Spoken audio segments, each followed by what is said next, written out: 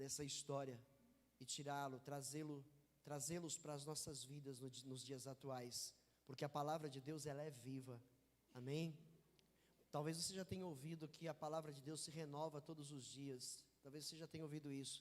A palavra de Deus nunca se renovou, ela não se renova, ela é atual desde sempre, e sempre será atual.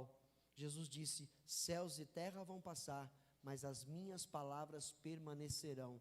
Então a palavra de Deus é atual, ela não se renova, amém?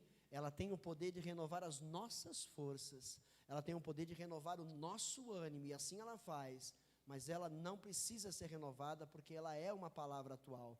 Renovação é quando assim, você tem um computador, você comprou um computador lá de última geração, daqui 2, 3 anos no máximo, ele já é quase obsoleto, então você precisa renovar o seu computador, você precisa colocar peças mais novas, mais sofisticadas, você precisa melhorar a tecnologia dele, porque a tecnologia dele já está ficando obsoleta para o passado, então ele precisa de uma renovação.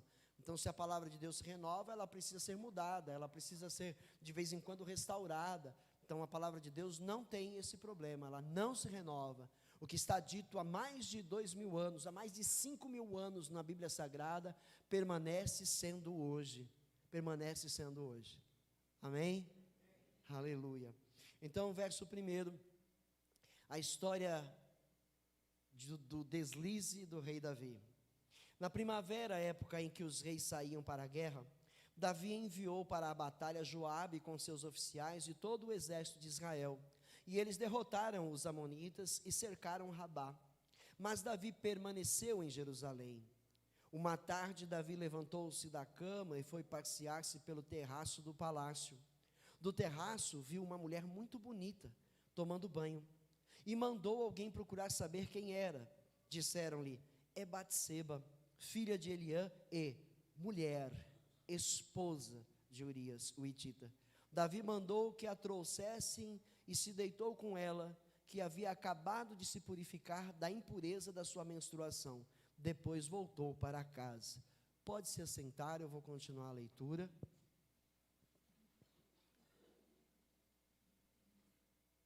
Verso 5. A mulher engravidou e mandou um recado a Davi dizendo que estava grávida. Em face disso, Davi mandou esta mensagem a Joabe: envie-me Urias, o hitita. E Joabe o enviou.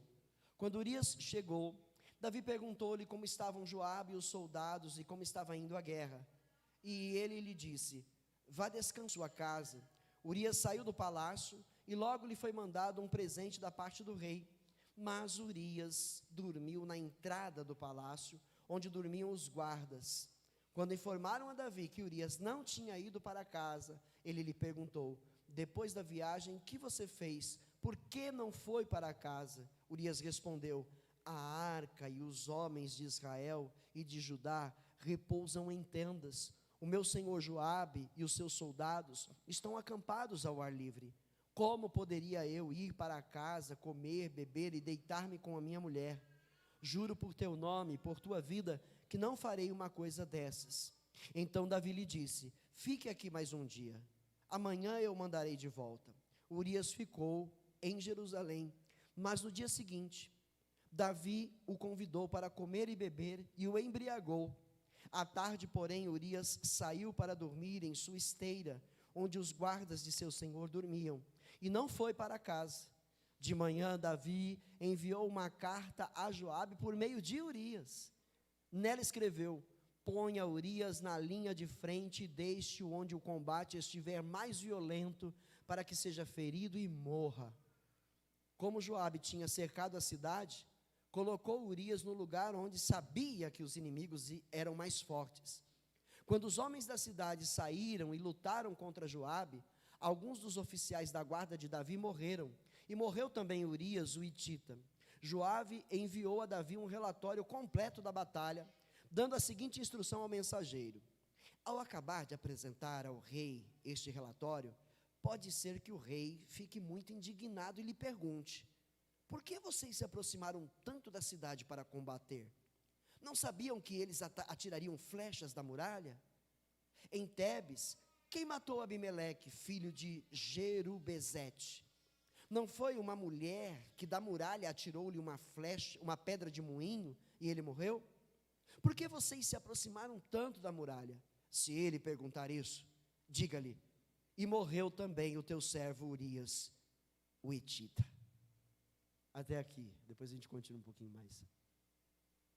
Que história, que situação. Eu vou voltar do início e vou pausadamente pedir ao Santo Espírito que ministre no meu e no seu coração o que Deus quer dizer conosco com essa história, com esse acontecimento real, lá atrás, no tempo do Velho Testamento.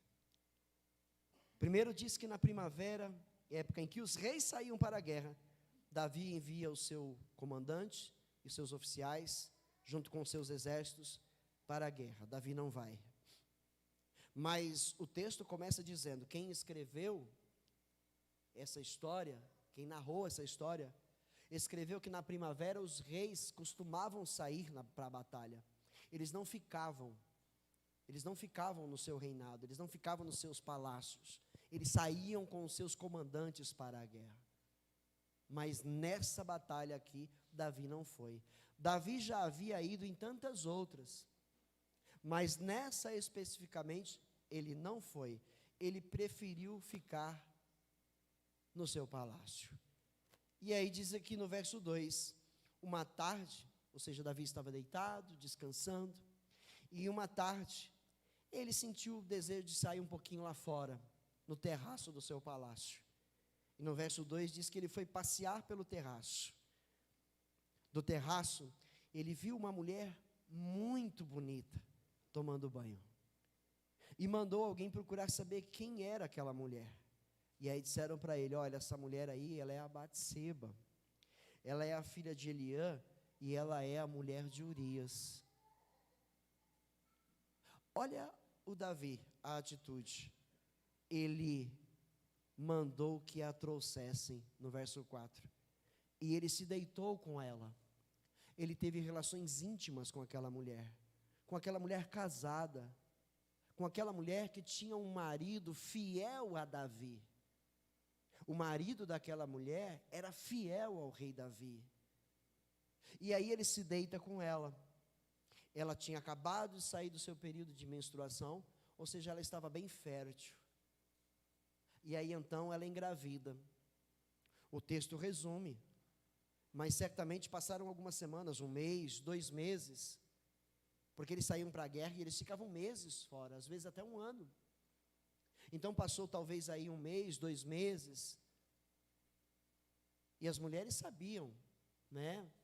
Conhecem seu próprio corpo. Você que é mulher, conhece seu próprio corpo, sabe quando alguma coisa está certa, quando alguma coisa não vai bem, e ainda mais em situação de uma gravidez, né? Alguns sintomas são, né, muito claros, e ela sentiu isso, e ela não teve dúvida de que ela estava grávida, e aí ela mandou um recado para o rei, e disse, eu estou grávida, e agora, rei Davi? E agora, rei Davi? Davi ficou, com certeza, um pouco aflito. Ele deve ter ficado no terraço do seu palácio, pensando, o que eu faço agora? O que eu vou fazer agora? Certamente que ele não pediu a Deus uma direção. Não é? Ele não pediu a Deus uma direção. Como muitos de nós, às vezes, quando a gente comete erros, a gente fica tentando tapar o sol com a peneira, a gente não busca a direção de Deus, a gente demora a se arrepender, a gente demora, né, falar, meu Deus, eu errei, eu pequei contra Ti, me perdoa, me ajuda agora, Senhor, o que eu faço? Né? Davi nem aí, ele ficou aflito e ficou pensando sozinho o que ele faria. Então ele teve a ideia de mandar Urias voltar da guerra. E ele manda Urias voltar, ele manda uma carta para Joabe, o comandante, pedindo para mandar de volta Urias. E o comandante Joabe, ele obedece. Então diz aqui que ele o enviou. No verso 7 diz, quando Urias chegou, Davi perguntou-lhe como estavam Joabe, uma conversinha fiada. Porque talvez Urias, não estou entendendo, meu rei, por que o senhor me mandou vir? A guerra está lá todo vapor. Eu sou um soldado valente, eu sou um soldado guerreiro aqui, né, que visto a camisa desse reino pelo Senhor. Como é que isso me manda de volta? Antes que Urias começasse a pensar o que está acontecendo, Davi já começou. Como está lá o meu comandante Joabe, os soldados? Como está indo a guerra? Conversa fiada, né? E lhe disse: vá descansar um pouco em sua casa. Qual era a ideia de Davi? Ele vai descansar, ele vai para a casa dele, ele já está há meses sem a sua esposa, ele não se deita com ela há meses, né? Então ele vai para casa, ele come, ele bebe, dá uma descansada e se deita com a sua mulher, porque é o natural. Não é o natural? É o natural de um casal, de uma vida, né, de casal. E aí pronto, resolveu o meu problema, Davi pensou. Resolveu o meu problema. Eu fico livre desse problema. Porque o que foi que Davi pensou? Davi só pensou em si mesmo. Davi não pensou na mulher, Davi não pensou no Urias, Davi não pensou nos seus subordinados, ele só pensou em si mesmo. Ele queria se livrar de um problema que ele mesmo causou. Então ele pensou: Urias se deita com ela, resolveu o meu problema. Ela está grávida, ele vai achar que é dele, estou livre. Foi isso que ele pensou. Mas ele não esperava por esta reação de Urias. Só que eu vou dizer uma coisa para você, igreja. Ele deveria esperar essa reação de Urias. Ele já deveria ter no coração que Urias não ia fazer uma coisa dessas. Por quê? A gente vai ver no texto quem é Urias, quem ele era. Era um homem focado nas coisas do seu Senhor. Ele era fiel, ele honrava o seu rei. Jamais ele ia descansar enquanto o seu comandante estava lá em batalha com seus amigos soldados. Ele pensara, lógico, enquanto meus irmãos lá estão lá na guerra, arriscando suas vidas, suas mulheres estão aqui em oração, chorando por eles, eu vou deitar com a minha e comer e beber e me alegrar. Nunca uma coisa dessas. Este era Urias. E assim já tinha sido Davi. Assim Davi já tinha sido.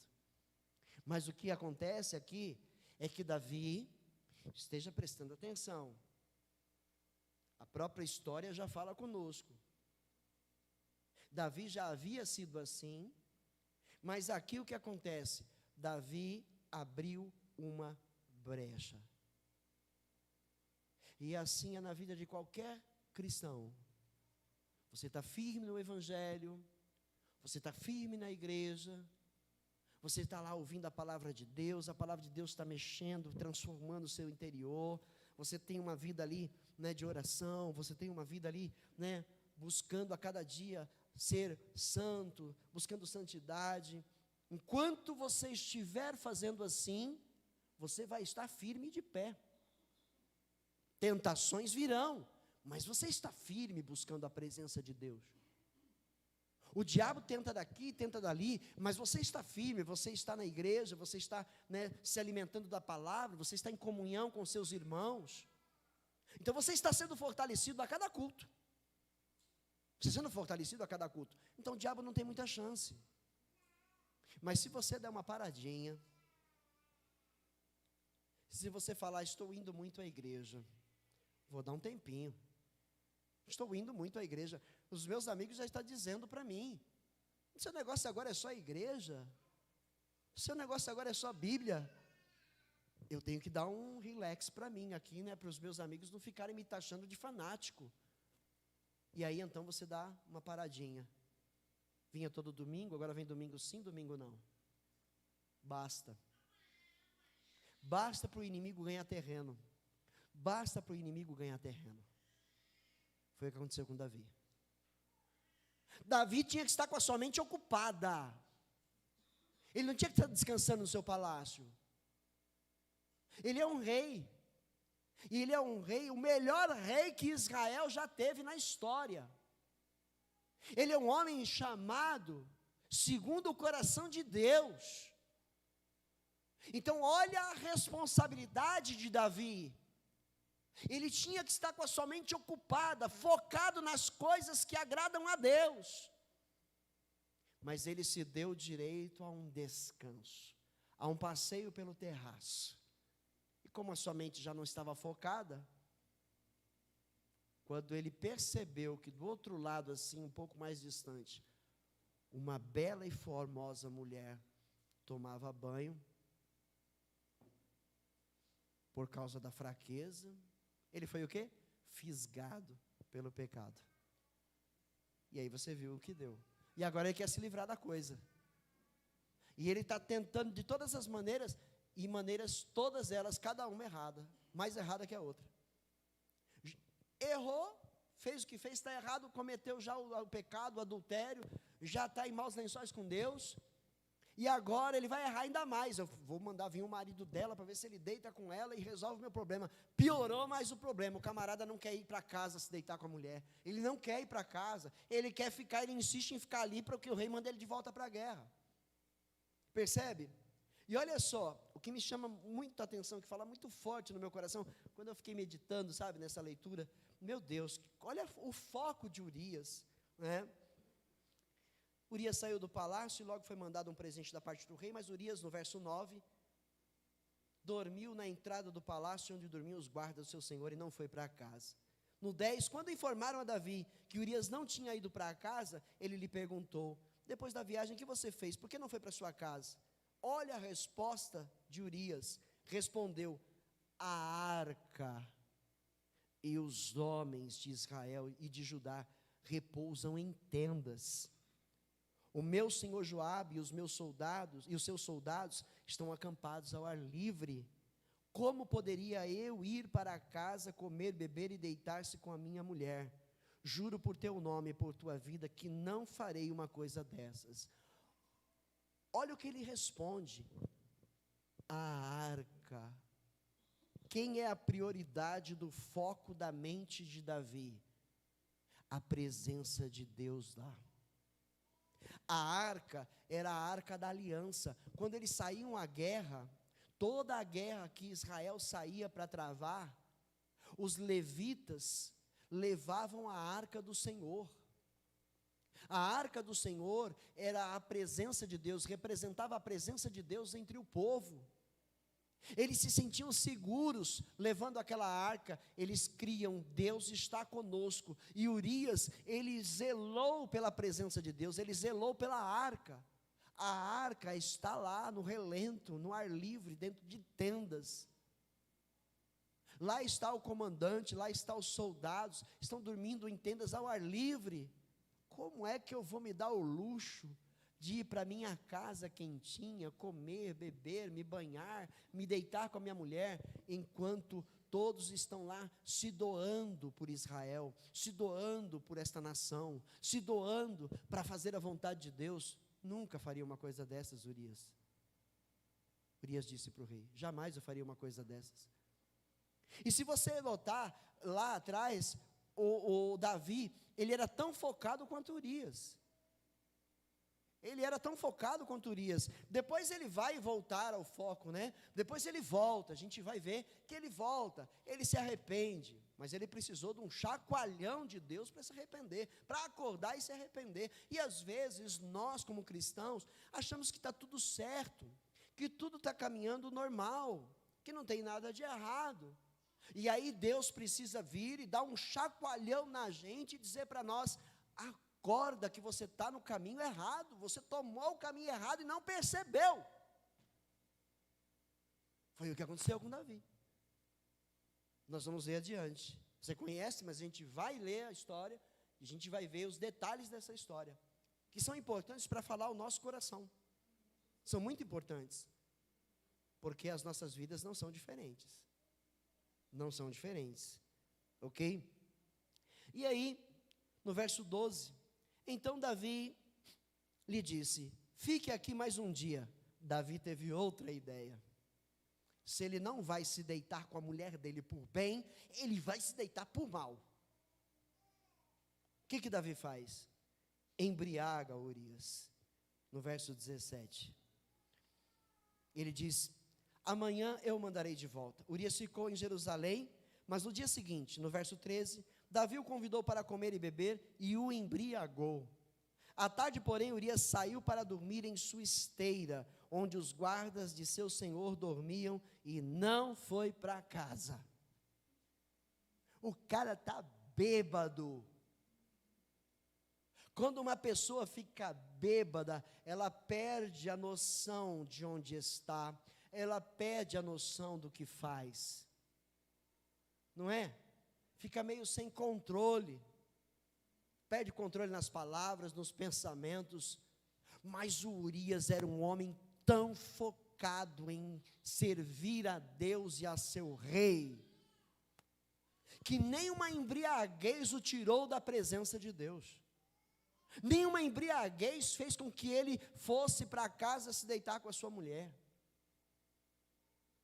Na mente dele, com certeza, ele embriagado, não fugiu da mente dele. Lembre-se do seu compromisso, hein? Lembre-se do seu compromisso.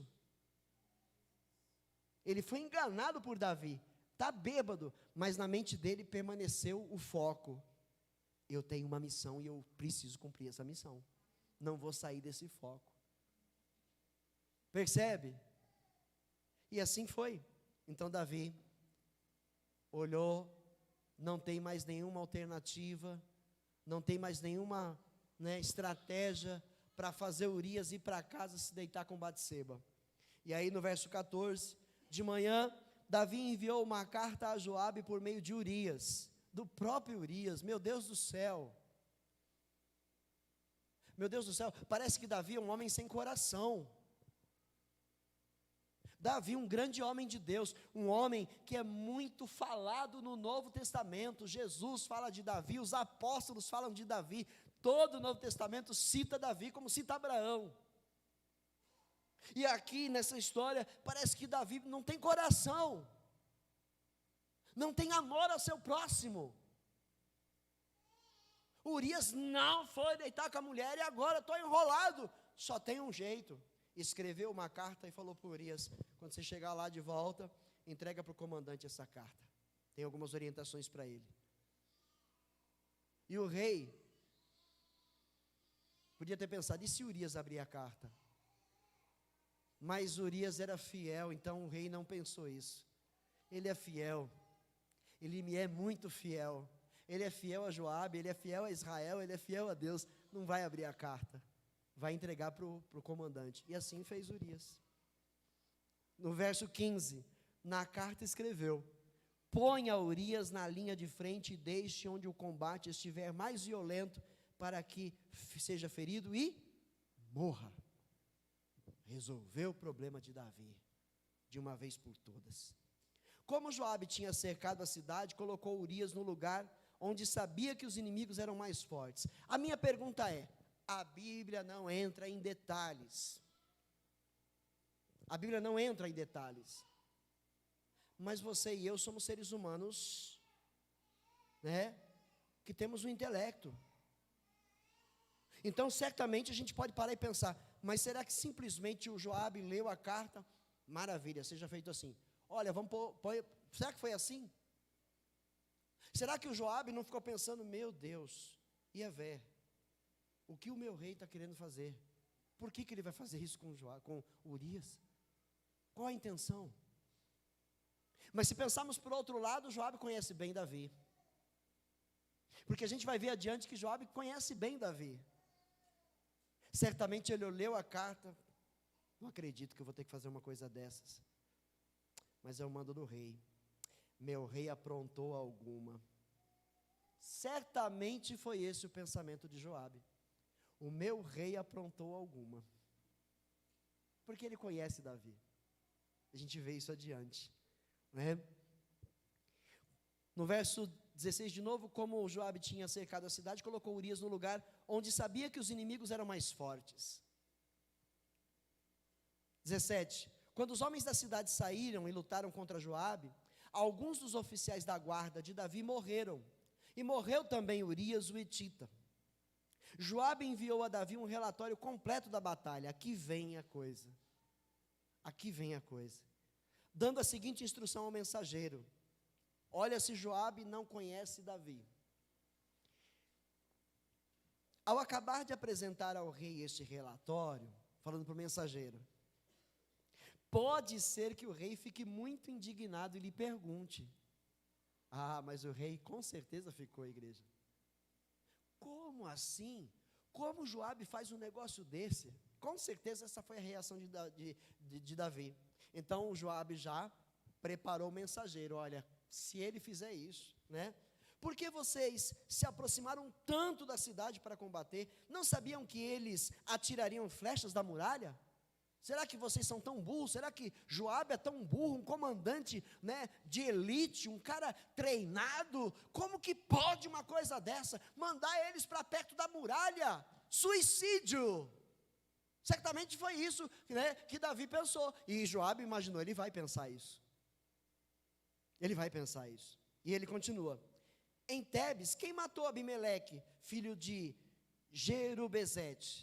Ele está dizendo que Davi poderia dizer isso. Olha como Joabe tinha uma grande aproximação de Davi. Eram como irmãos, ele conhecia muito bem o Davi, certo? Não foi uma mulher que da muralha atirou-lhe uma pedra de moinho e ele morreu?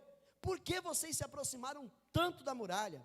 Se ele perguntar isso, ele falou para o mensageiro, diga-lhe, e morreu também o teu servo Urias.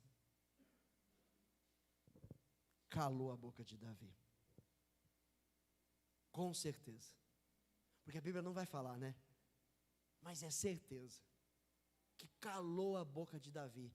Ele calou, ficou calado e deve ter dito para o mensageiro, muito bem. Obrigado. Pode voltar para o seu ofício.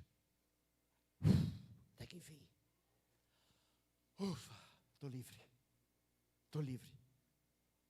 De novo, não se importou com quem morreu. Parece que Davi não tem coração. Parece que Davi não tem coração. Mas olha o que faz o erro de uma pessoa. Olha o que faz uma pessoa quando ela se torna egoísta. Quando ela pensa só em si mesma. Outras pessoas inocentes também morreram lá naquele dia. Não foi só Urias, que também era inocente, muito inocente. Outros bons soldados de valor, guerreiros valentes do Senhor, foram mortos por causa do pecado de Davi. Só porque ele pensou em si mesmo. Ele não pensou na gravidade do problema, o que acarretaria na vida das outras pessoas, ele não se importou. Ele foi egoísta. Ele queria se livrar de um problema, não importasse de que jeito. E parece que ele se livrou do problema. Irmãos, o caminho errado nunca vai livrar ninguém do problema. Uma decisão errada, uma decisão egoísta, só vai acarretar mais problemas. Mais problemas. Uma escolha errada só vai acarretar ainda mais problemas. Não vai resolver. Não vai resolver. A gente vai ver isso aqui adiante. Não resolveu, só piorou. Piorou. Sabe, é que nem mexer num ninho de abelhas. Só vai piorar a coisa, vai querer tirar o mel lá, vai dançar, porque vai tomar mordida até umas horas. O que podia ser uma picadinha, vai ser centenas de picadas, e que pode até levar a pessoa à morte. Só porque ele queria o mel daquela colmeia. Mas o mel daquela colmeia é muito bom, vale a pena arriscar a minha vida. Não vale a pena. Não vale a pena.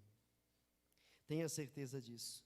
E aí, ele disse aqui, que o rapaz, né, e morreu também o teu servo Urias, o hitita.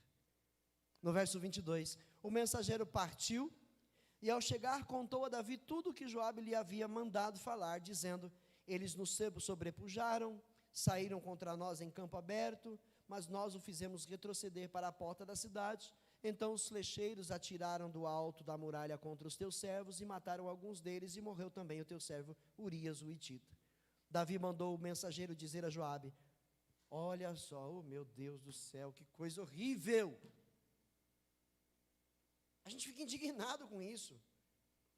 Ele disse, fala para o Joabe, não fique preocupado com isso, pois a espada não escolhe a quem devorar. Meu Jesus de Nazaré, essa é a atitude de muita gente hoje, né? Como se aquilo foi não foi uma coisa do acaso, era uma coisa que infelizmente aconteceu. Mas não aconteceu por um acaso, foi provocado, mas ele queria tirar o peso de cima da mente de Joabe. Não fique preocupado com isso, porque a espada não escolhe a quem devorar. Reforce o ataque à cidade até destruí-la. E ainda insistiu com o mensageiro que encorajasse Joabe. Quanto à mulher de Urias, quando a mulher de Urias soube que o seu marido havia morrido, chorou por ele. Caramba, agora eu tenho que ficar analisando a vida dessa mulher também. Por que ela se deitou com Davi? Por que ela se deitou com Davi? Porque ele era o rei e ela tinha que obedecer essa ordem? Será que existia isso? Ela se deitou com Davi porque também certamente sentiu-se atraída por ele. Ela se sentiu atraída por ele. Não há outra explicação. E agora chora pelo marido. Mas ela podia ter recusado. Ela podia ter dito ao rei, meu rei, mesmo correndo o risco aqui de você, me pôr dentro de uma cadeia, ou me mandar matar, eu não vou me deitar com o meu rei, porque eu sou fiel ao meu marido. Nessa história, eu só vejo a fidelidade de uma pessoa, Urias. Só ele.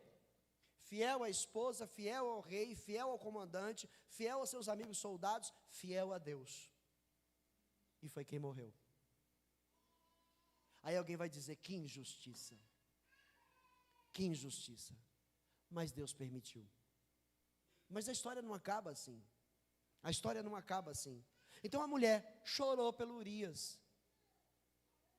Ela devia ter pensado antes no que ela ia fazer. Percebe? Na situação, o culpado foi Davi. Já ouviu dizer, ninguém comete um erro sozinho? Principalmente, vamos dizer, duas pessoas juntas, compartilhando juntas de uma mesma situação. Será que um erra sozinho? Não, se você vai errar, você erra sozinho. Esse aí vai embora. Não, faça sozinho, eu não estou junto, eu estou fora disso. Mas se ficou junto lá e fez a coisa, deixou a coisa acontecer, ambos erraram. Ambos erraram. Então não tente transferir a culpa. Pense nisso. Não tente transferir a culpa. Que nós assumamos, quando estivermos errados também, quando na situação o outro errou e a gente estava junto, e a gente concordou naquilo, e agora vai ficar jogando na cara, olha o que você fez, olha, a culpa é sua. Não.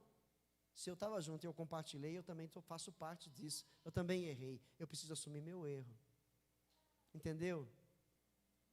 O Senhor quer que a igreja trilhe um caminho excelente. Um caminho em verdade. Em verdade. Sem mentiras, sem enganos, sem falsidade. A Deus, Ele preparou um caminho excelente, a igreja tem que andar nesse caminho. Amém?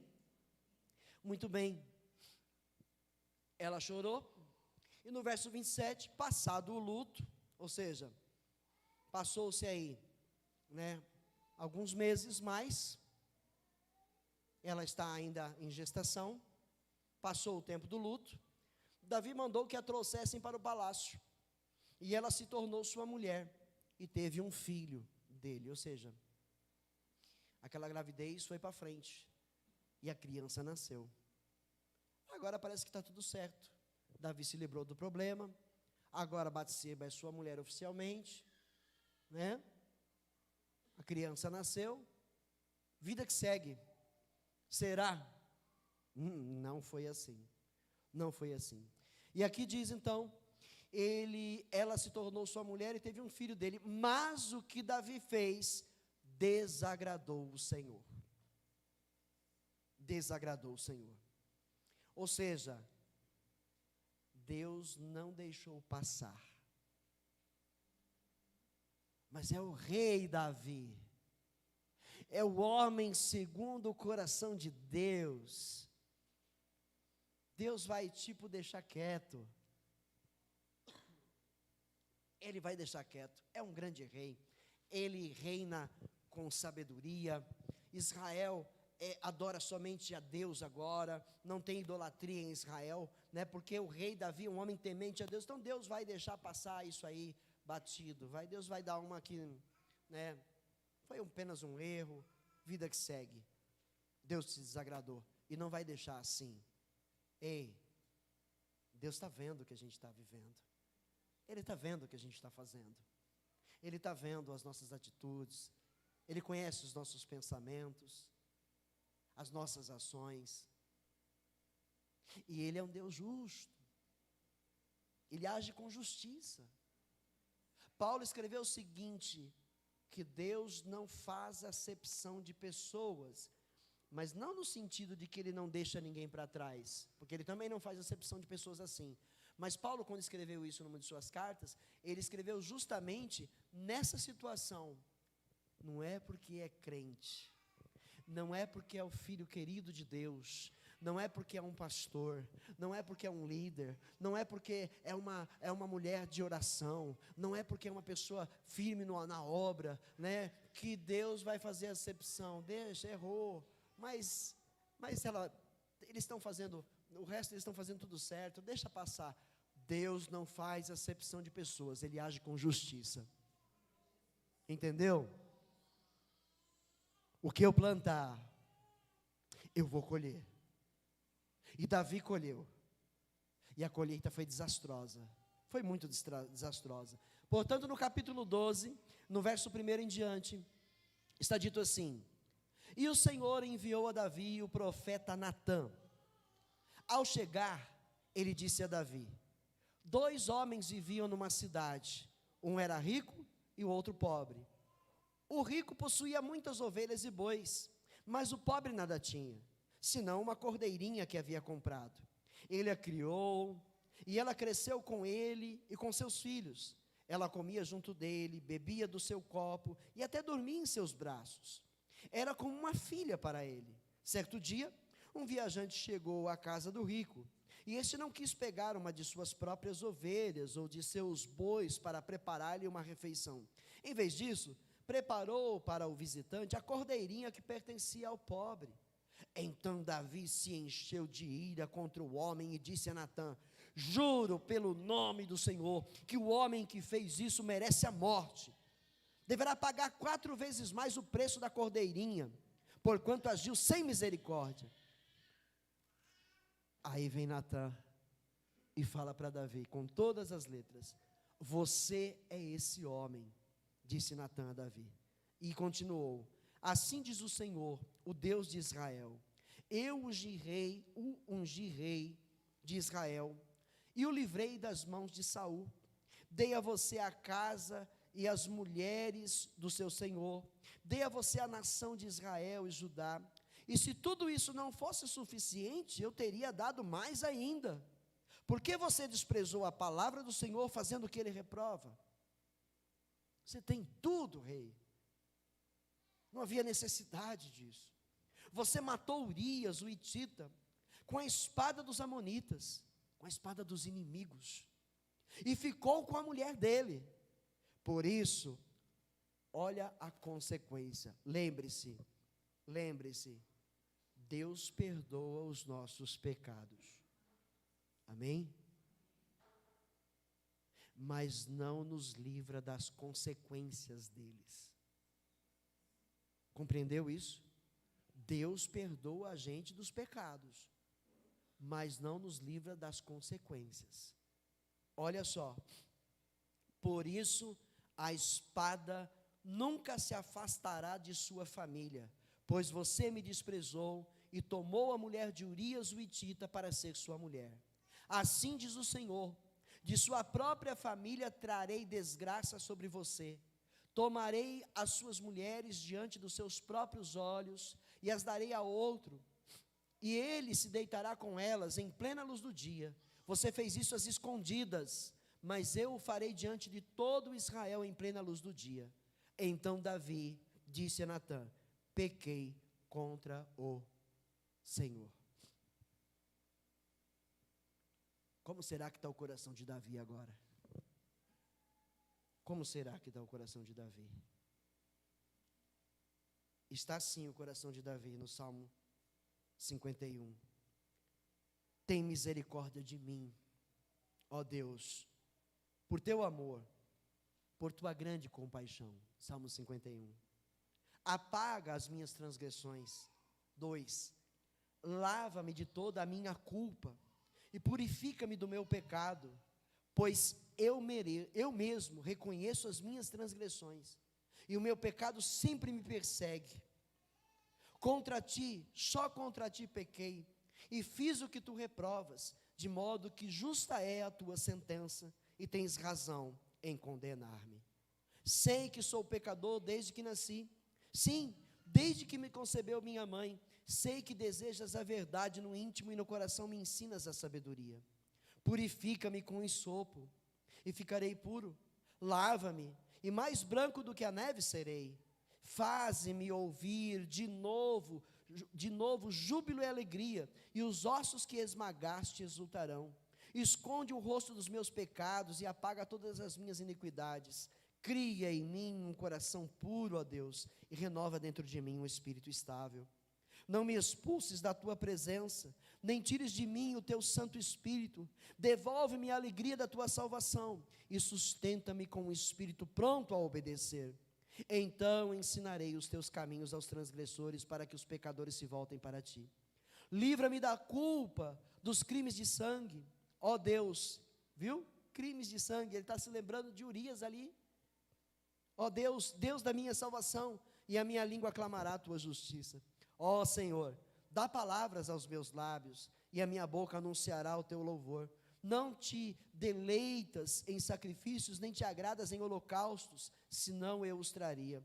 Os sacrifícios que te agradam são um espírito quebrantado, um coração quebrantado e contrito. Ó Deus, não desprezarás. Por tua bondade fazes Sião prosperar, ergue os muros de Jerusalém.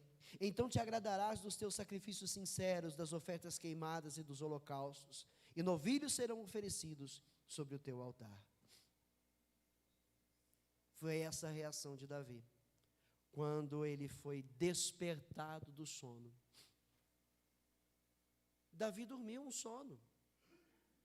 Ele se afastou de Deus sem perceber. Ele se afastou de Deus sem perceber. Ele perdeu o foco sem perceber. Para ele está tudo certo o que ele está fazendo. Está claro aos nossos olhos ao ler. Mas ao viver ali, não estava claro para ele. Ele estava cego. Estava cego. E por que a cegueira? Porque ele deu lugar para o diabo. Porque ele abriu brechas para Satanás. Porque ele se afastou de Deus por um momento. E então o diabo o cegou.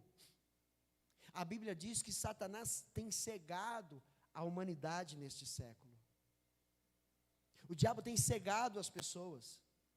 E muitos crentes estão embarcando nessa, se afastando de Deus e não percebem que estão se afastando. Vindo à igreja, estão afastados de Deus. Vindo à igreja para a comunhão, vindo à igreja para a adoração, estão afastados de Deus. E não percebem. Então, Deus vem para dar um chacoalhão. Deus vem para despertar. Por quê? Por que ele despertou Davi? Por que ele não condenou Davi? E não deixou Davi morrer no seu erro? Por quê, igreja? Olha, lá em Êxodo, quando ele está dando os mandamentos, através de Moisés, no capítulo 20, ele fala uma coisa muito forte sobre o que é dele. Sobre o que é dele. Em Êxodo, no capítulo 20. Verso 1 em diante. Vou esperar colocar aqui. Êxodo 20, verso 1 em diante. Tem alguém aí? Hã? Olhei, não vi. Abriu aí a sua Bíblia? Abriram? Vamos lá então. Foi? Vamos aqui direto. E Deus falou todas estas palavras: Eu sou o Senhor, o seu Deus, que te tirou do Egito, da terra da escravidão. Não terás outros deuses diante de mim. Não farás para ti nenhum ídolo, nenhuma imagem de qualquer coisa no céu, na terra ou nas águas debaixo da terra. Não te prostrarás diante deles, nem lhes prestarás culto, porque eu, o Senhor, o seu Deus, aqui está, sou Deus zeloso. Ele tem zelo de que lhe pertence, do que é dele. E por causa desse zelo, ele continua dizendo que castigo os filhos pelos pecados de seus pais até a terceira e quarta geração daqueles que me desprezam, mas trato com bondade até 1000 gerações aos que me amam e obedecem aos meus mandamentos. Ele é um Deus zeloso. Ele tem zelo do que é dele, ele tem zelo pela sua palavra, então ele não vai deixar passar nada em branco. Ele não vai deixar passar nada batido. As consequências vieram sobre a vida de Davi. Vieram. E voltando lá no texto de 2 Samuel, no verso 13, Davi então diz: pequei contra o Senhor. E Natã respondeu, preste atenção: o Senhor perdoou o seu pecado. Viu? Deus ama o que lhe pertence. Deus conhece o coração de Davi. Ele sabe que Davi se deixou levar pela sua carne sem perceber. Deus não se agradou. Feriu a santidade de Deus as atitudes de Davi. Mas Deus o perdoou. Por que o perdoou? Porque Davi se arrependeu de verdade. Você viu comigo no Salmo 51? Houve um arrependimento verdadeiro. Então o Natã diz para ele: o Senhor perdoou o seu pecado, você não morrerá, mas, porém, entretanto, uma vez que você insultou, verso 14, o Senhor, o menino morrerá. Já começou por aí a destruição. Foi perdoado. Davi foi perdoado, se arrependeu, Deus perdoou. Oh, glória, aleluia, agora está tudo certo. Está tudo certo porque ele não vai para o inferno. Ele continua salvo, porque foi perdoado. Mas a consequência, o menino morreu. Adoeceu. Davi ainda tentou de tudo quanto foi jeito. Aqui você vai ver que ele jejuou, vestiu pano de saco, ficou na porta do palácio lá clamando, não comeu, não bebeu, e ficou lá, nem se banhava, ficou lá clamando, deu tempo, a criança morreu.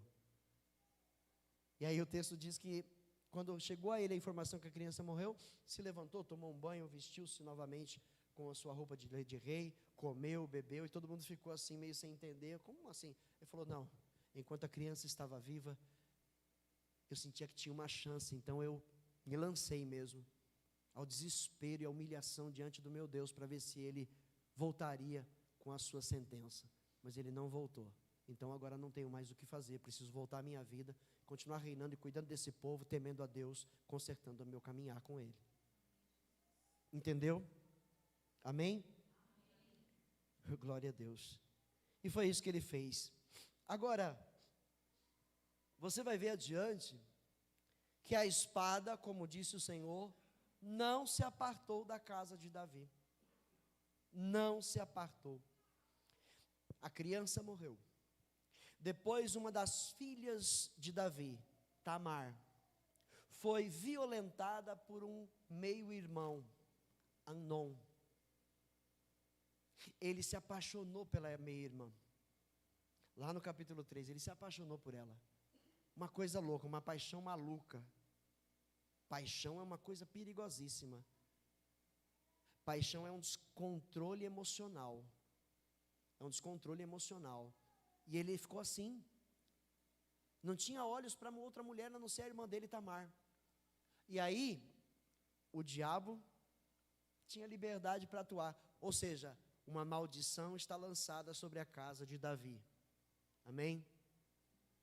uma maldição está lançada sobre a casa de Davi. Deus disse através de Natã: a espada não vai se apartar da sua casa. Então tem uma maldição ali. E agora, essas pessoas estão debaixo dessa maldição, e elas começam a agir de forma pecaminosa, e a maldição começa a tomar cada vez mais forma dentro dessa casa, e a destruição começa. O diabo atua com liberdade, Você vai ver aqui, né, a história diz que ele está apaixonado. No capítulo 13, lá no verso 4, diz assim: ele perguntou a Amnon, filho do rei: por que todo dia você está abatido? Quem é esse aqui que está falando com Amnon? Quem é esse aqui? Né? Vamos ver lá do começo, verso 1. Depois de algum tempo, Amnon, filho de Davi, apaixonou-se por Tamar. Ela era bonita e era irmã de Absalão, outro filho de Davi. Amnon ficou angustiado a ponto de adoecer por causa da sua meia-irmã Tamar, pois ela era virgem e parecia-lhe impossível apaixonar-se por ela. Amnon tinha um amigo muito astuto, chamado Satanás, diabo, dragão, serpente. Não era o cara, né? Mas o camarada aqui é usado pelo diabo. Jonadab, filho de Simeia, irmão de Davi. Ele perguntou a Amnon, filho do rei: por que todo dia você está assim abatido? Me conta o que está acontecendo com você? Amnon falou para ele: eu estou apaixonado, cara. Estou apaixonado pela Tamar, irmã do meu irmão Absalão. Ela é irmã dele por parte de pai. Aí, olha só, Amnon, estou apaixonado por ela, tarará, tarará. E aí, nos 5 diz: vá para a cama e finja estar doente, disse Jonadab. Satanás, o diabo, finge uma doença. Quando seu pai vier visitá-lo, diga-lhe: permite que minha irmã Tamar venha dar-me de comer. Gostaria que ela preparasse a comida aqui mesmo e me servisse, assim poderei vê-la. Amnon aceitou a ideia, caiu na armadilha e deitou-se, fingindo-se doente. Quando o rei foi visitá-lo, Amnon disse: eu gostaria que minha irmã Tamar viesse e preparasse aqui 2 bolos aqui mesmo e me servisse.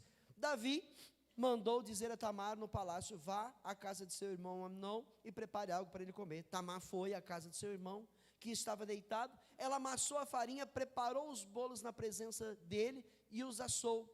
Depois pegou a assadeira e lhe serviu os bolos, mas ele não quis comer.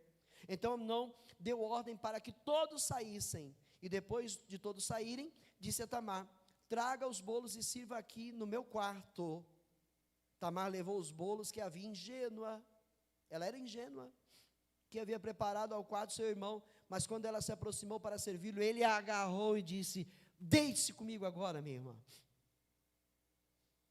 Ela não é Batseba. Amém? Ela não é Batseba. Veja que ela é um outro tipo de mulher. Mas ela lhe disse: não, meu irmão, não me faça essa violência. Não se faz uma coisa dessas em Israel, a lei de Deus. Será que eu me case com você? Mas Amnon não quis ouvi-la, e sendo mais forte que ela, violentou ela. Viu? Aí depois, na sequência, que eu preciso terminar a mensagem, mas daria para a gente ficar aqui, dentro dessa história, né? Mas aí, ela sai, e olha só a atitude dele, depois que ele teve a intimidade com ela, violentou ela, causou um repúdio no coração dele, coisa das trevas, era o diabo na vida desse homem, é a maldição que está sobre a casa de Davi. Pessoas que não temem ao Senhor estão debaixo dessa maldição. Então ele foi tomado por um desejo impuro, alimentou esse desejo, fez o que não devia. E depois que fez o que não devia, ele repudiou, ficou com raiva dela, mandou ela sair do quarto dele, desaparece daqui, não volta mais aqui, fechou e trancou a porta. Não diga para ninguém o que eu fiz. E ela saiu desonrada, rasgou a sua veste, colocou algo cinza sobre a sua cabeça, rasgada na sua veste, foi pela rua desorientada. Aquela atitude, todo mundo sabia o que tinha acontecido. Todo mundo já soube o que aconteceu por causa da forma que ela se rasgou, da forma que ela passou pelas ruas. Ela foi desonrada, essa mulher foi desonrada. E ela foi para a casa de seu irmão, Absalão. E Absalão não fez nada. Absalão só esperou o tempo. 2 anos depois, Absalão mandou matar o irmão Amnon. E matou. A espada não se apartava da casa de Davi. Absalão teve que fugir, porque Davi queria matá-lo. Então ele fugiu e ficou anos longe. Lá adiante, preparam toda uma estratégia para Davi perdoar e Absalão voltar. Absalão volta, mas Davi não o recebe em sua casa, não quer saber de olhar para Absalão. Absalão começa também a cair na armadilha do diabo.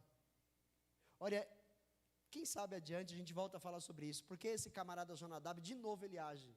De novo, agora ele chega no rei, não, porque chegou a mensagem que Absalão tinha matado todos os filhos de Davi, ele só tinha matado o Amnon. E aí o Jonadab, não, meu rei, foi só um filho, foi só Amnon, os demais estão bem, nada aconteceu, agora ele paga de bonzinho. Agora ele paga de bonzinho para Davi, para continuar no meio deles. Absalão volta, com permissão do rei Davi. Não demorou muito tempo, Absalão começa a ganhar popularidade, começa a interceptar as pessoas que vêm a Israel para procurar o rei para aconselhamento. Ele atravessa e começa a aconselhar essas pessoas, começa a ganhar, ponto dessas pessoas, as pessoas começam a se agradar de Absalão. Absalão, sua popularidade vai crescendo e logo mais ele tenta tomar o reino de seu pai. Olha que coisa. Olha que coisa. Depois é morto. E a espada nunca se apartou da casa de Davi. Como Deus tinha dito, a maldição permaneceu. Aí dá a impressão que, como ele disse lá em Êxodo 20, visitarei o pecado dos pais nos filhos até a 3ª e 4ª geração. Então parece, a impressão que passa é que não tem jeito, os filhos vão sofrer a condenação dos pecados dos seus pais, mas não é bem isso. É uma falha de interpretação isso. Não é bem isso. A maldição está. Desde o dia que Adão e Eva pecaram, a maldição está sobre o mundo. A maldição está sobre as famílias. A maldição está sobre as sociedades. Desde que Adão e Eva pecaram. Mas Deus criou, uma porta para escapar da maldição. E Jesus disse, eu sou a porta. Quem entrar por mim, entrará e sairá e encontrará pastagem. Ou seja, será liberto das maldições. Entendeu? Será liberto das maldições. A maldição está sobre a casa onde não temem ao Senhor. Mas quando alguém dentro dessa casa se converte ao Senhor e entrega a sua vida ao Senhor, a maldição cessou sobre a vida dessa pessoa. Não há mais maldição sobre a vida dessa pessoa, porque ela agora está debaixo do sangue de Jesus Cristo. E este sangue lavou ela de todo o seu pecado. Não há mais essa maldição, mas ela continua na vida dos outros, que ainda não temem, então está aí agora eu que não estou mais debaixo dessa maldição, preciso levar os outros a compreenderem que o sangue de Jesus tem o poder de lavar os pecados, tem o poder de nos transformar, de nos perdoar e de nos tirar toda essa maldição, esse peso que está sobre nós na terra. Entendeu? Mas lembre-se, mesmo sendo crente, mesmo sendo do Senhor, se nós errarmos, se nós escolhermos fazer o que não é certo, achando que Deus perdoa de boa, nós vamos sofrer as condenações, as consequências do mal que nós plantamos. Se houver um grande arrependimento, o perdão vem, mas as consequências permanecem. Aí fica para nós refletirmos. O que é que vale a pena e o que é que não vale a pena nessa vida? Uma coisa eu digo, é melhor estar na presença de Deus do que satisfazer os desejos da nossa carne nesse mundo. Pode ter certeza disso. Davi satisfez os desejos de sua carne e passou por um longo período de destruição na sua casa. Ele viu que não valeu a pena. Aprendamos com os erros dos outros. Aprendamos com os erros de Davi, para não cometermos estes ou piores que esses. Busque o Senhor de verdade. Viva na presença de Deus. E agrade o Senhor. Porque desagradar o Senhor é muito perigoso. E para encerrar, eu quero ler a primeira carta de Pedro, no capítulo 3. Para encerrar. Abre 1 Pedro, capítulo 3. Esse texto nós estávamos estudando pela manhã, na escola bíblica. 1 Pedro 3, no verso 8 em diante. Está aqui na tela. Quanto ao mais, tenham todos o mesmo modo de pensar. Sejam compassivos, amem-se fraternalmente, sejam misericordiosos e humildes. É tudo o oposto do egoísmo, né? Do pensar em si mesmo. Não retribuam mal com mal, nem insulto com insulto. Ao contrário, bendigam, pois para isso vocês foram chamados, para receberem por herança, para receberem bênção por herança, se vocês agirem assim. O verso 10. Pois quem quiser amar a vida e ver dias felizes, olha só, guarde a sua língua do mal, os seus lábios da falsidade, afaste-se do mal e faça o bem, não se deixe levar, né, pela sua carne, irmão, não se deixe, busque a paz com perseverança, insista nisso, porque os olhos do Senhor estão sobre os justos, quem pratica o bem, e os seus ouvidos estão atentos à sua oração. Quando você ora, Deus ouve, mas o rosto do Senhor volta-se contra os que praticam o mal. Amém?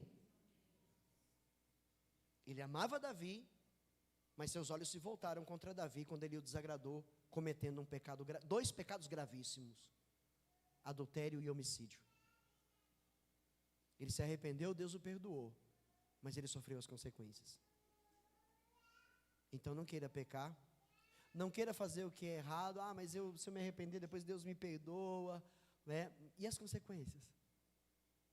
É na pele. Eu não quero. Você quer? Então guarda o que Deus tem falado, guarda no teu coração, para você não pecar contra o Senhor. Tá bom? Essa foi a mensagem do Espírito Santo para nós essa noite. Que Deus seja exaltado. Amém? Glória a Deus.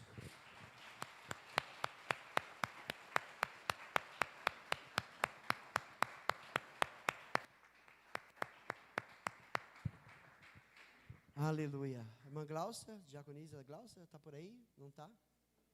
Então, caminhe. Olha lá, está vendo? Eu estou falando. Davi dormiu. Olha o que aconteceu. Teve que dar um chacoalhão. Estava lá a Gláucia dormindo. Né? Diaconisa abençoada.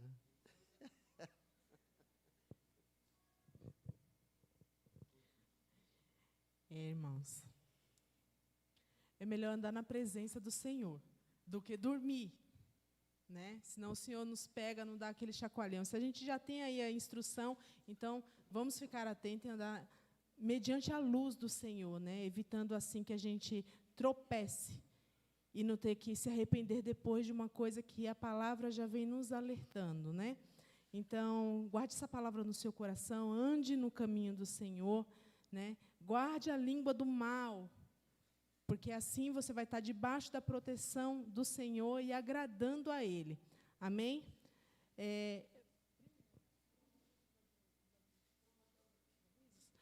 Eu gostaria agora de falar um pouquinho da nossa festa, que vai acontecer no próximo sábado, e todos estão convidados, inclusive os nossos irmãos visitantes, né? Hoje pela manhã eu falei um pouquinho a respeito do que vai ter, né, do cardápio, e a gente vai colocar uma imagem aqui sobre o cardápio. Você pode apagar a luz aqui, por favor? Está um pouquinho pequenininho, mas eu vou falando aqui. O nosso tema serão as comidas típicas dos estados brasileiros, né? Então, brevemente, aqui para não tomar muito tempo, o nosso cardápio vai ter pudim, bolo mané pelado. Aqueles que querem saber o que é, tem que vir comer, tá bom? Bolo de mandioca, canjica, arroz doce, bolo nega maluca, vaca atolada, churrasco, pastel, hambúrguer, que vai ter o nome de X gaúcho, pizza, sarapatel, caldo de mocotó e vatapá. Alguém gosta de alguma dessas coisas? Ou não gosta de nada, que a gente providencia o que vocês gostam. Então, vamos lá. Então, é assim, deixa aqui, por favor, os nomes, para evitar que a gente faça muito de uma coisa que poucos gostam e pouco de coisas que muitos gostam. Vamos fazer uma breve votação aí. Você, por favor, levante a sua mão daquilo que você gosta e daquilo que possivelmente você vai consumir. Amém? Amém, igreja? Comida. Vamos lá. Então, a parte do pudim que todo mundo gosta, a gente vai fazer, geralmente, a mesma quantidade. Esse bolo manepelado é um bolo de mandioca com coco e queijo. Mineiro tem aí? Levanta a mão. Você conhece, irmã? Não conhece? Então vai conhecer. Então, levante a mão quem gosta aí de bolo de mandioca com queijo e coco ralado. Coco fresquinho da feira. Amém, amém. Vamos lá. Então, vamos lá. Bolo de mandioca, aí é mais conhecido. Vocês gostam? Vocês não gostam de nada, meu Deus. Miojo. Ah, tá. Então tá bom, entendi. Canjica, da irmã Diaconisa Elma. Muitos conhecem, hein? Algumas pessoas não comem nada, porque não está levantando a mão e eu estou de olho, hein? Arroz doce. Tem uma irmã aqui, a mãe dessa moça aqui, ó. Levanta a mão. Você mesmo. Faz uma canjica muito boa e eu vou convocar ela, hein? Ou um arroz doce. Bolo nega maluca. Ninguém sabe, né? Só a irmã Brenda. É um bolo de chocolate, gente, muito bom, com café, com muito chocolate, muito chocolate. Sabe? Ele quentinho é uma maravilha. É por isso que eu tenho esse buchinho. Vamos lá. Quem gosta? É um bolo de chocolate, mas ele é mais incrementado, muito. Bolo vulcão, alguém já comeu? É aquele estilo, ele é bem molhadinho. Vanessa conhece, né, Vanessa?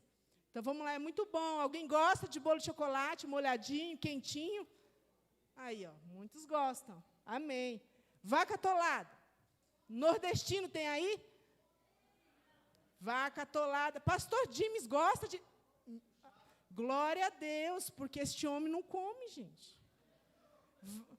Vaca atolada, pastor, ele gosta. Então, teremos vaca atolada, bem quente, com uma mandioca boa. É uma costela da boa, com uma mandioca boa, daquelas que derrete assim, sabe? Alguém sabe? Muito bom. Quem gosta disso? Cadê o Júnior?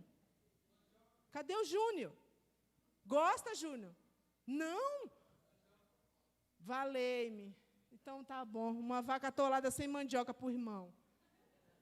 Quantos vão querer isso aí? Amém? Então, tá. Churrasco. Os carnívoros gostam da carne.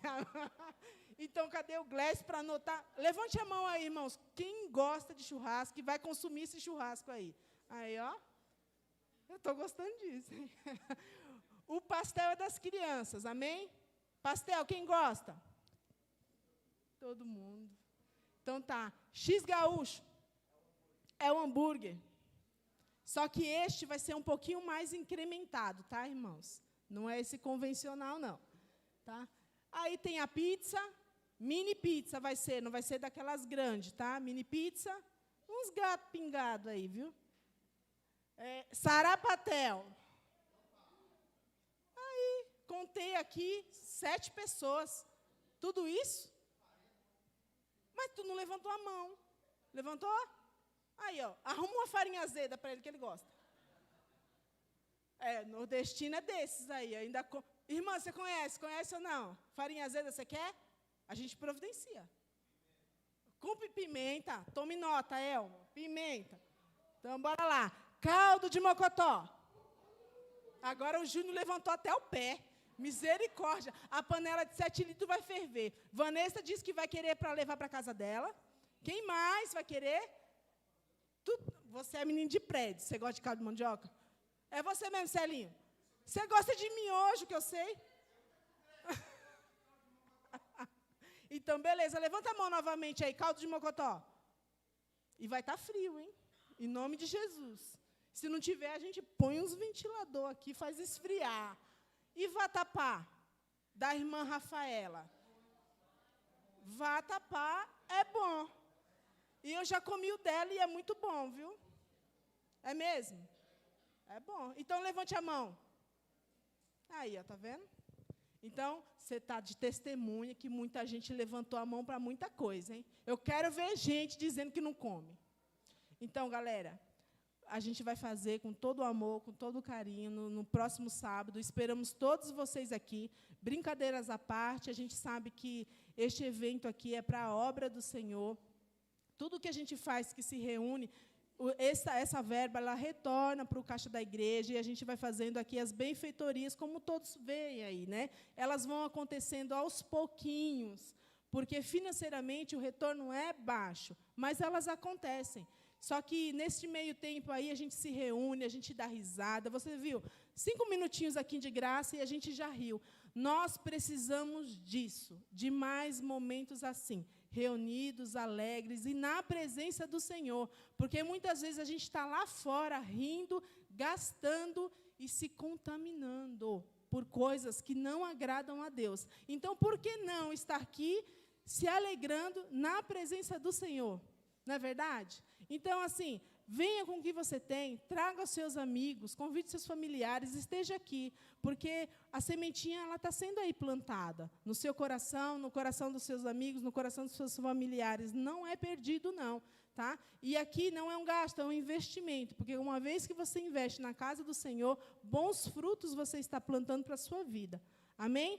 Quem vem nessa festa? Não, ainda tem gente que está com a mão abaixada. Eu quero saber quem é que vem. Amém. Que seja abençoado você, que você se alegre. Estaremos aqui preparando tudo da melhor forma possível, tá bom? Então, fica aí o convite. Venha ficar com a gente, se alegrar aí na presença do Senhor. Amém? Se coloque de pé, vamos orar. Vamos agradecer ao Senhor pela palavra. Vamos orar pelas pessoas que estão enfermas, pelas pessoas que estão mais devagarzinho, né? Vamos orar pelos nossos irmãos que às vezes não estão vindo aqui no culto. Vamos pedir que Deus dê a eles sabedoria, que coloque no coração deles a vontade de estar aqui adorando ao nosso Deus. E coloque aí nas suas orações aquelas pessoas que você sentir, os seus conhecidos, o seu trabalho, enfim. Ore. Ore por todos. Amém?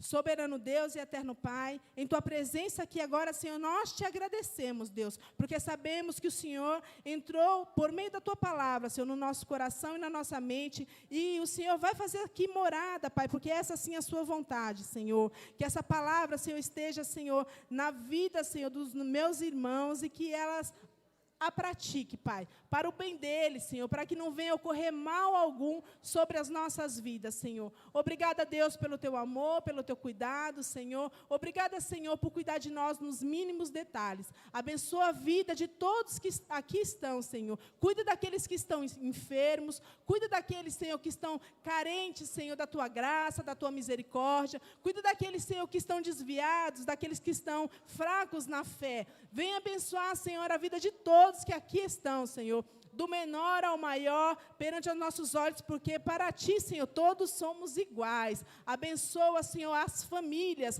abençoa, Senhor, os filhos, os pais, os maridos e as esposas. Senhor. Abençoa este corpo, Senhor, os obreiros, a liderança, Senhor, da igreja. E aqui, Senhor, diante da Tua presença, Senhor, eu coloco, Deus, desse evento, essa festa que a gente está fazendo, Senhor, para melhoria, Senhor, da Tua casa. Que todos venham, sejam partícipes, Senhor, dessa obra, e que, Senhor, seja bênção, tenha alegria, Senhor, tenha comunhão, Deus, e que a Tua palavra, Senhor, venha entrar, Senhor, aos pouquinhos no coração daqueles que ainda não Te temem, Pai. Em nome de Jesus, que a Tua graça e a Tua misericórdia venha se estender na nossa vida durante a semana, Pai, e que possamos estar sempre em paz, debaixo da Tua proteção. Obrigada, Senhor, por mais um dia, e que o Seu nome tenha sido glorificado por meio da vida dos meus irmãos e da minha. Em nome de Jesus, amém. Glória a Deus. Sarapatel não pode usar sangue, não tem, ok? Isso é uma coisa que a gente zela, porque a palavra de Deus, né, hoje nos dá direito de comermos todo tipo de carne, mas proíbe a gente comer o sangue, né, de carne sufocada, ok? Então tem um sarapatel aí mais original que usa, mas já foi avisado aqui que não vai ser assim, vai ser o light aí, tá bom? Adaptado, muito bom. Amém, amados? Os nossos visitantes de hoje é sua filha, Leda? Sua filha? Muito prazer, como chama? Jaiane, seja muito bem-vinda, viu? Em nome de Jesus, um prazer te conhecer. Kelly, está com a gente hoje, né? Já minha conhecida, irmã em Cristo também, seja bem-vinda. Era a nossa vizinha aqui de trás, gente. Né? Do pé de caqui aqui, ó, exatamente aqui atrás, né? Glória a Deus, bem-vinda, Kelly. Amém? Tem mais alguém hoje que está nos visitando pela primeira vez? Tem 2 rapazes ali, né? Tem os 2 meninos ali. Eu já te vi aqui, acho, né? Já, né? Como você chama? Gustavo. Mais uma vez, seja bem-vindo. E ao seu lado está o? Alessandro. Seja bem-vinda também em nome de Jesus. Amém? Vocês são bem-vindos. Mais alguém que nos visita hoje pela primeira vez? Os demais todos já estão na casa, já são da casa. A mamãe da nossa irmã Edileuza, né? É a mamãe, eu sabia que era ela. Quando ela entrou ali, eu falei, hoje você veio. Seja bem-vinda, tá bom? Em nome de Jesus. Irmã Inês, que o Senhor te abençoe sempre. Ô, glória. Estendamos as nossas mãos assim. Oi. Desculpa, antes, a diaconisa pediu para avisar que hoje a nossa cantina é para o Ministério Infantil, tá? E é um ministério que está investindo bastante aí, está se investindo bastante nas crianças da nossa igreja. Então, coopere lá com essa cantina, tá bom? Que o amor do nosso Deus e Pai, o Todo-Poderoso, a graça de nosso Senhor e Salvador Jesus Cristo e a comunhão de seu Espírito